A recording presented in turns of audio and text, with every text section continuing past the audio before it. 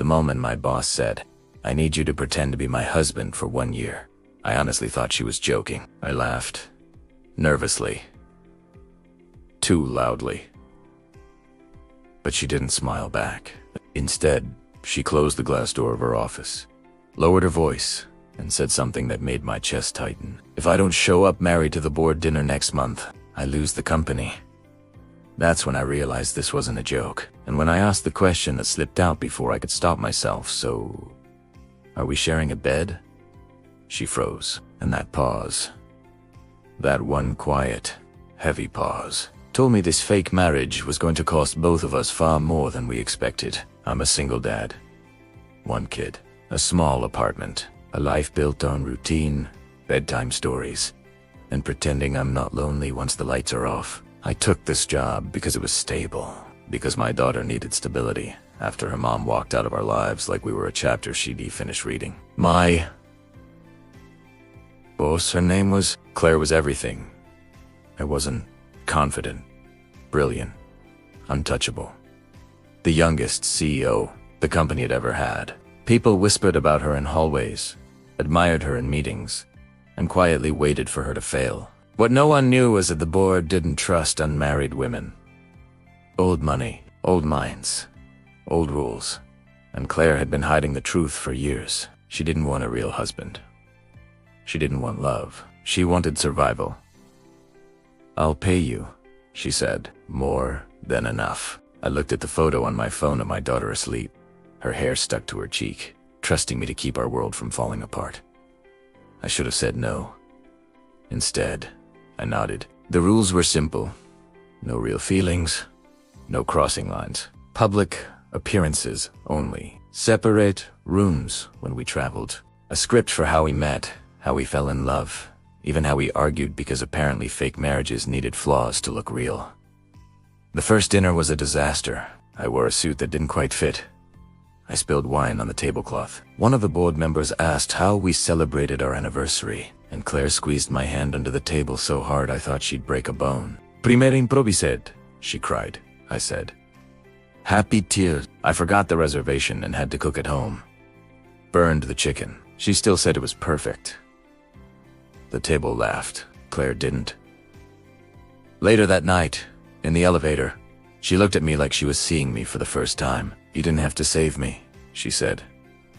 "I know," I replied, "but I wanted to." That was the first crack in the rules. Weeks turned into months.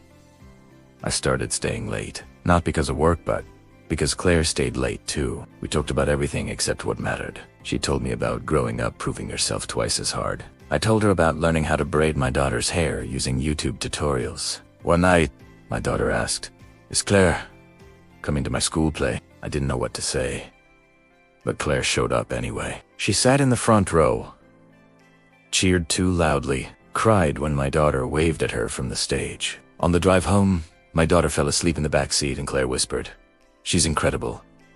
I nodded. She deserves someone who stays. Claire didn't answer. That night, the guest room door stayed open. Nothing happened. But everything changed. Halfway through the year, the board announced a surprise audit. Background checks, interviews, personal investigations. Someone was trying to expose her. The pressure cracked her armor. She stopped sleeping, started snapping. One night, she broke down in the kitchen, knees on the floor, tears soaking into the rug. "I've never let anyone see me like this," she said. I sat beside her. Didn't touch her. Just stayed. And that was when she whispered, "I don't know where the pretending ends anymore." Neither did I. The twist came when my daughter overheard an argument between us. Claire had accused me of forgetting the rules. I accused her of hiding behind them.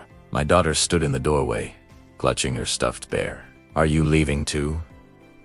she asked Claire. The room went silent. Claire knelt down, tears streaming, and said, "No, I'm not going anywhere." And for the first time, it wasn't part of the script. The board dinner arrived.